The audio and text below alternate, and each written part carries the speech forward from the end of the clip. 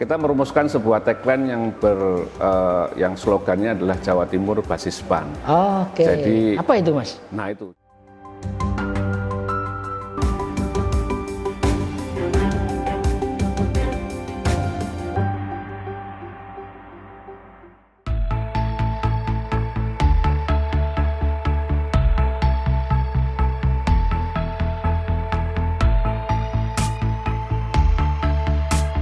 Insinyur Ahmad Rizky Shadik merupakan Dewan Pimpinan Wilayah Partai Amanat Nasional atau DPW PAN Jatim periode 2020-2025. Saat ini ia juga menjabat sebagai anggota DPR RI periode 2009-2014 dari PAN mewakili Jawa Timur. Pria kelahiran Surakarta 10 Maret 1973 ini juga pernah dipercaya untuk menjadi Ketua Umum Barisan Muda Partai Amanat Nasional. Simak perbincangan Tri Mulyono, pemimpin redaksi Tribun Jatim Network bersama DPW PAN Jatim Ahmad Rizky Shadik dalam wawancara eksklusif. Assalamualaikum warahmatullahi wabarakatuh. Tribuners dan pembaca harian Surya dimanapun berada, kembali bertemu dengan saya Tri Mulyono, pemimpin redaksi di Tribun Jatim Network. Kali ini kita kedatangan tamu istimewa, seorang tokoh terkemuka di Jawa Timur yang baru saja terpilih sebagai Ketua DPP PAN Jawa Timur. Yuk kita sapa Mas Insinyur Ahmad Rizky Shadik yang sehari-hari juga adalah anggota DPR RI dari Komisi 1. Selamat siang, Mas Rizky. Terima kasih sudah mampir di harian Surya. Selamat siang, Lur. Betul, Mas Rizky. Kita ngobrol santai ya, Mas Rizky. Saya panggil Mas boleh ya ini, karena masih muda ini. Iya. Mas Insinyur lah kira-kira begitu. Mas Insinyur, Mas Rizky. Mas Rizky terpilih sebagai DPP Ketua DPW PAN ya Jawa Timur di tengah sempat dinamika politik memanas di PAN ya waktu itu.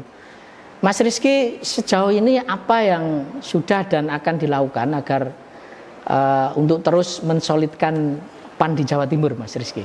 Ya, yang pertama saya luruskan dulu bahwa di PAN nggak pernah panas. Siap, gitu tapi ya. Dinamikanya hidup terus gitu kan, dari pergantian konsolidasi dari mulai tahun 2000 pasca Pak Amin lah dulu, pasca Pak Amin 2005 kemudian dibanti Pak Sosialis Sobahir, kemudian tahun 2010 Pak Hatta Rajasa, 2015 Pak Zulkifli Hasan, dilanjutkan lagi Pak Zulkifli Hasan tahun 2020. Saya kira dinamika itu untuk mendewasakan kader-kader partai, dan saya khususnya sebagai kader partai yang tumbuh dari generasi muda, dari barisan muda PAN, sudah biasa ditempa dengan situasi-situasi seperti itu, ya kita biasa-biasa aja. Dan akhirnya keputusan partai tingkat nasional setelah 18 tahun saya meninggalkan kota Surabaya, di posisi terakhir saya adalah Ketua Kelurahan Perak Barat di Surabaya. Jadi pada saat itu bawah, Mas Rizky, paling bawah di tingkat kelurahan. Cuman pada saat itu memang karena di posisi barisan mudanya saya lebih aktif, sehingga kemudian saya ditarik ke Jakarta sebagai bendahara umum DPP Barisan Muda PAN. Jadi lebih lama berkecimpung di situ sampai akhirnya kemudian menjadi Ketua Umum Barisan Muda PAN, baru berkecimpung di partai. Jadi 18 tahun saya meninggalkan Surabaya dan hari ini dikembalikan ke Surabaya lagi. Kembalikan ke Surabaya sebagai pimpinan di Jawa Timur. Oke, Mas Rizky. Saya kira seperti hubungan keluarga gitu ya. Ketika ada sedikit percekcokan kemudian mesra lagi lah. Dan lebih mesra lagi gitu. Oke, Mas Rizky. Mas Rizky, bisa dijelaskan setelah terpilih sebagai Ketua DPP PAN, langsung tancap gas ya, saya kira keliling roadshow kemana-mana. Kira-kira dari sekian program kerja yang sudah dicanangkan, apa yang jadi prioritas Mas Rizky dalam waktu dekat ini?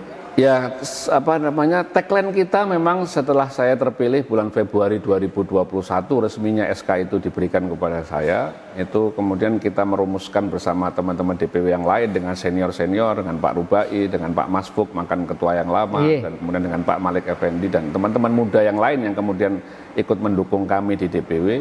Kita merumuskan sebuah tagline yang slogannya adalah Jawa Timur Basis PAN. Oke. Jadi apa itu, Mas? Nah, itu Jawa Timur Basis PAN itu kita ingin menyampaikan bahwa kerja-kerja politik tidak hanya melulu urusan elektoral gitu, tapi kita ingin menjadikan Jawa Timur sebagai basis dari Partai Amanat Nasional dari sisi menanamkan pemikiran, meluaskan program-program, meluaskan ide-ide gagasan kita yang mungkin kalau di tingkat nasional penuh dengan dinamika kepentingan politik tingkat nasional. Saya pikir saya juga menyampaikan kepada Bu Gubernur pada saat kita audiensi dengan Bu Hovifah, kita ingin menyampaikan bagaimana caranya Partai Amanat Nasional bisa bersinergi dengan pemerintah provinsi tidak hanya pada tataran politik, tapi bagaimana juga bisa mensukseskan program beliau. Betul.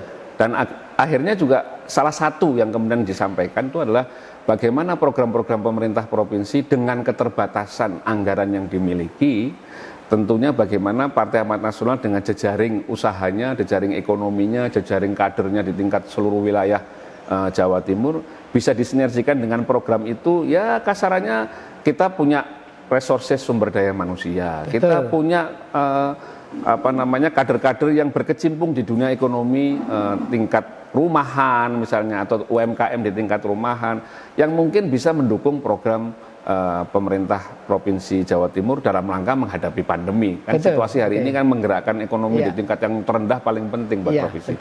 Jadi itu salah satu hal tagline Jawa Timur Basis PAN. Tidak hanya kemudian ingin menjadikan Jawa Timur ini sebagai kandang untuk kita menjadi menang. Saya kira kita sadar dirilah bahwa ini adalah wilayah kawan-kawan di tingkatan nasionalis dan religius. Religiusnya pun dikhususkan lagi di kalangan Nahdien. Jadi kita sadar itu, tapi kita ingin semuanya sadar bahwa berpolitik tidak hanya pada persoalan masalah idealisme kultural, tapi juga ada pikiran-pikiran untuk kita tanamkan tentang masalah tugas-tugas lain. Tribuners, jadi paham ya bahwa politik itu menyenangkan juga loh ya, seperti yang disampaikan Mas Rizky tadi gitu ya. Jadi jangan takut berpolitik lah ya. Oke Mas Rizky, ngomong soal pandemi ya, saya kira di tengah pandemi ini semua aktivitas terganggu gitu ya. Tetapi apakah situasi ini tidak menghambat PAN untuk konsolidasi, Mas? Dan caranya gimana ini biar di tengah pandemi tapi tetap silaturahim terjaga ini? Ya mau tidak mau kan kemudian kita menjadi kader-kader politik yang menyesuaikan dengan zaman. Jadi zamannya sekarang ini kan orang sekolah, orang dagang, bisnis segala macam sudah menggunakan virtual kan. Jadi sekarang kita konsolidasi kalau jumlahnya banyak mau nggak mau ya virtual juga gitu kan. Jadi hibrid ya, ada yang tetap virtual, ada yang offline juga. Selama gitu ya? jumlahnya kemudian memang bisa memenuhi standar prokes itu kan yang ditetapkan oleh Satgas Covid. Saya kira kita tetap melaksanakan seperti yang kemarin saya lakukan di wilayah Tapal Kuda, silaturahmi dengan beberapa tokoh-tokoh yang kita tuakan itu, kemudian silaturahmi dengan kader-kader partai. Nah, selama jumlahnya masih 30-40% dari kapasitas tempat yang memang bisa kita tampung, kita akan melakukan offline. Tapi kalau sudah terlalu banyak kita akan virtual. Ya, Mas Rizky tadi dijelaskan bahwa peran PAN juga ingin membantu pemulihan ekonomi ya di tengah pandemi ini. Mungkin bisa lebih konkret Mas Rizky ke depan kira-kira yang bisa dikolaborasikan dengan pemerintahan daerah di Jawa Timur dan kota kabupaten kayak apa Mas? Yang paling gampang itu adalah tumbuhnya ekonomi dadakan di tingkatan rumah tangga. Saya kira jiwa masyarakat Indonesia khususnya di Pulau Jawa ini kan survivalnya tinggi sekali. Dalam situasi sulit mencari pekerjaan, kemudian mungkin berinteraksi bisnis juga sulit. Mereka tumbuh memanfaatkan perkembangan teknologi digital ini, kemudian juga ikut jualan juga ternyata gitu kan, jualan keripik, jualan makanan desa, kita mencoba mengadvokasi dari sisi itu. Jadi UMKM lebih kecil dari UMKM menurut saya karena rumah tangga gitu. IKM ya, bisa jadi kecil mikro. Iya, jadi sangat rendah sekali di situ, dan kita mendorong istri-istri kader misalnya ataupun kader-kader kita di tingkatan kelurahan, di tingkatan desa itu untuk kemudian bisa kita bantu, kita advokasi, untuk juga dibantu oleh teman-teman di provinsi juga, di DPRD Provinsi Jawa Timur, untuk mungkin mensinergikan dengan program-program pemerintah. Paling tidak mereka tidak hanya sekedar goreng tempe kering gitu, tapi kemasannya menjadi bagus. Cara pemasarannya juga kita, ya kira-kira itulah hal-hal itulah. Oke, Mas Rizky tadi dijelaskan, Mas Rizky juga mengawali karir dari barisan muda ya, kira-kira itu kan luar biasa. Sejauh yang pengamatan Mas Rizky, peran anak-anak muda di PAN ini sudah sejauh mana sih Mas Rizky? Ya, kalau dimulai dari zaman saya berbarisan muda tahun 2000-an, saya mulai berkecimpung di Darusan Muda. Saya kira zamannya pada saat itu dengan zaman sekarang kan sudah berbeda. Tapi kalau zaman generasi saya hari ini memang sudah menempati posisi-posisi strategis partai, karena proses regenerasi ini kan keharusan, sudah sunatullahnya, hukum alamnya pasti akan jadi seperti itu. Ya, saya kira banyak sudah generasi muda PAN ataupun barisan muda PAN era saya yang sekarang sudah bisa menjadi bupati, bisa menjadi gubernur, bisa menjadi kepala daerah dan anggota DPRD. Tapi memang menjadi PR buat kami ini, yang saya kira saya juga butuh masukan dari Mas Tri dan seluruh yang menyaksikan dialog-dialog ini. Ini bagaimana membuat generasi muda yang zaman sekarang yang sudah melek dengan dunia informasi seluruh dunia, bukan cuma Indonesia, yang hanya dari gadget gitu ya, dunia yang sekarang dikatakan generasi milenial, generasi Y, generasi X, generasi Z, generasi baby boomer, enggak tahu lah, banyak kali generasi-generasi itu kan. Itu kita memang masih berusaha untuk bagaimana bisa menyadarkan bahwa politik itu fun gitu kan, politik itu menyenangkan. Terus terang aja saya harus mengakui bahwa saya ini sudah nggak muda lagi, tapi kan kita bergaya-gaya anak muda ini sebenarnya ingin mencari daya tarik mereka, tapi belum tertarik rupanya. Oke, Mas Rizky, tapi setidaknya Mas Rizky sudah membuktikan ya, misalnya Mas Rizky terpilih sebagai anggota DPR RI dari daerah pemilihan 6 Jawa Timur, yang itu adalah kandang kompetitor gitu ya.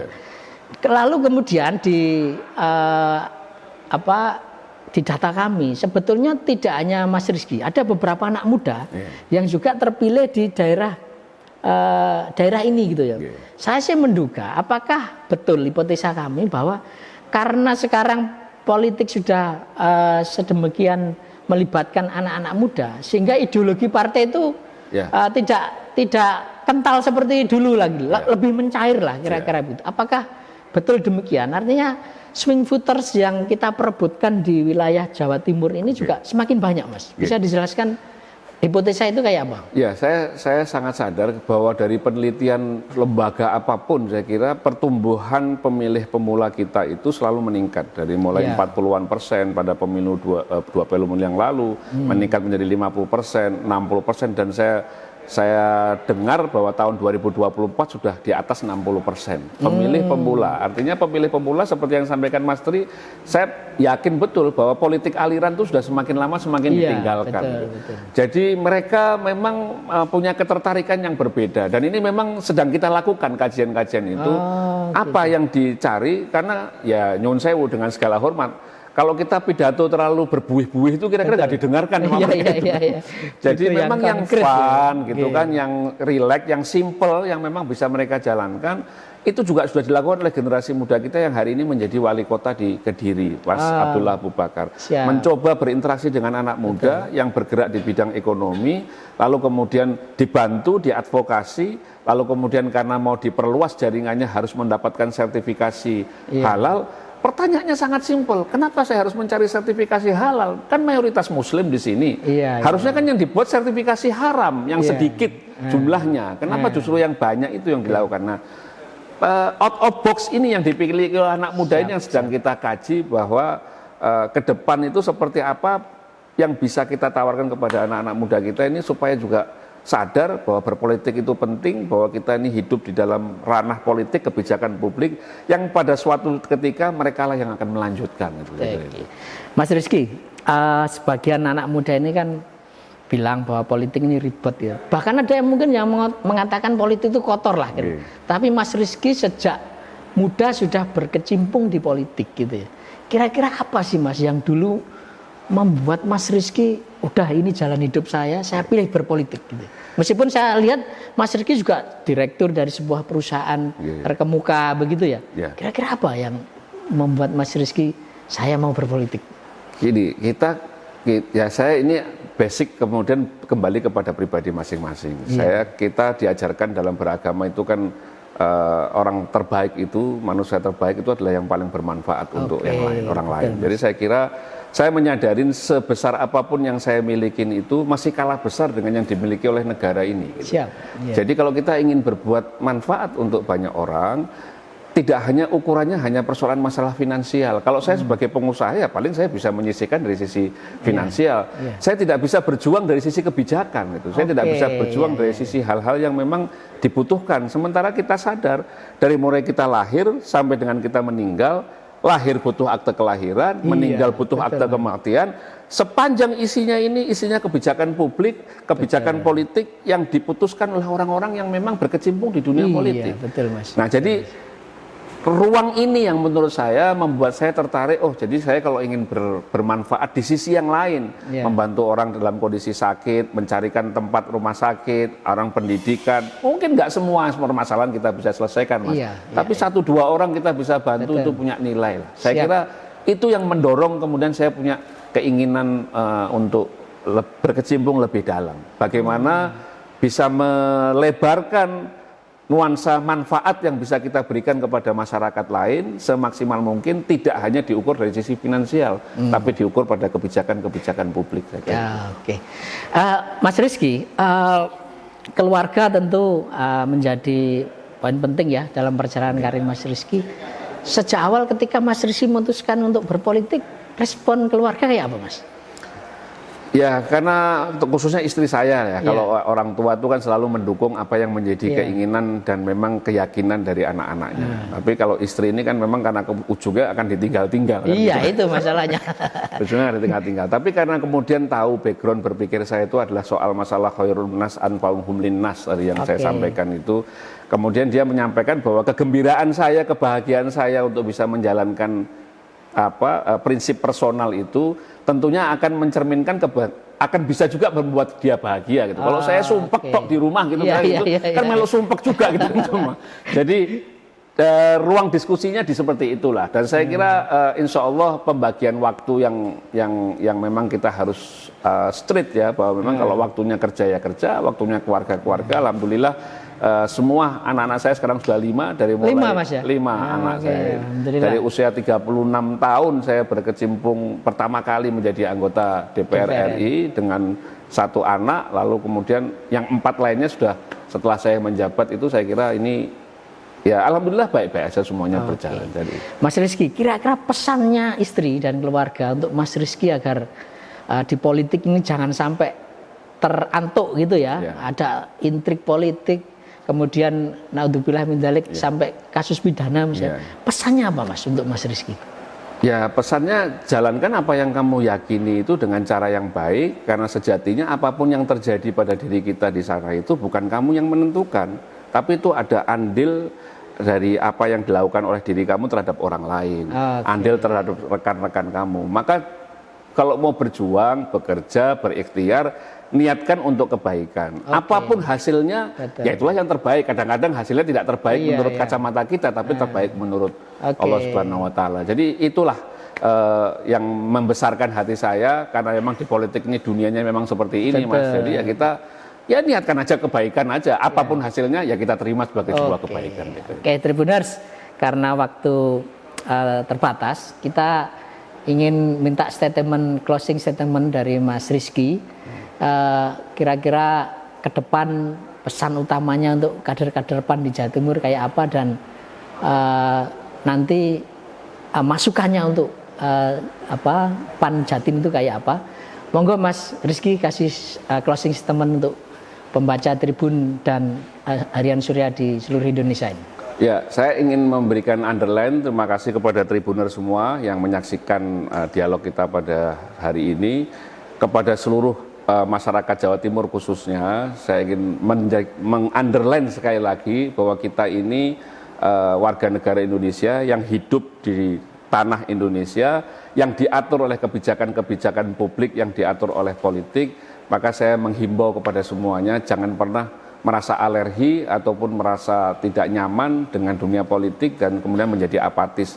Karena kalau kita menjadi apatis, maka kedaulatan bangsa ini yang akan terganggu. Jadi saya kira dari mulai generasi yang paling senior sampai dengan generasi-generasi muda, mencobalah untuk mendekat, mencari tahu, mempelajari tentang dunia politik, dan kami dari keluarga besar Partai Amanat Nasional terbuka untuk kemudian bisa berdialog. Dan buat keluarga saya di Partai Amanat Nasional di seluruh wilayah Jawa Timur, saya kira kita harus meyakini, menghormati bahwa Jawa Timur adalah basis nasionalis dan religiusnya pun mayoritas adalah Nahdien. Maka saya menghimbau kepada semuanya, mereka semua saudara, tujuannya itu adalah untuk masalah kesejahteraan masyarakat khususnya di wilayah Jawa Timur. Tapi menurut data yang kita miliki, tidak semua warga Nahdien maupun nasionalis itu bisa akomodasi di dalam saluran politiknya, di dalam partai-partai yang mewadahi dua aliran ini. Karena ini masalah sistem politik itu kadang-kadang pemerataan, saya kira itu pemerataan. Jadi tidak ada lahan yang kosong, tidak ada lahan yang kering, tidak ada lahan yang sulit untuk kemudian kita berinteraksi dan bersosialisasi. Maka tetap semangat untuk mewujudkan Jawa Timur sebagai basis PAN. Semangat. Oke. Ya. Tribuners, demikian obrolan saya dengan Mas Insinyur Ahmad Rizky Sadik, Ketua DPW PAN Jawa Timur. Sampai ketemu dengan tokoh-tokoh selanjutnya. Assalamualaikum warahmatullahi wabarakatuh. Assalamualaikum warahmatullahi wabarakatuh.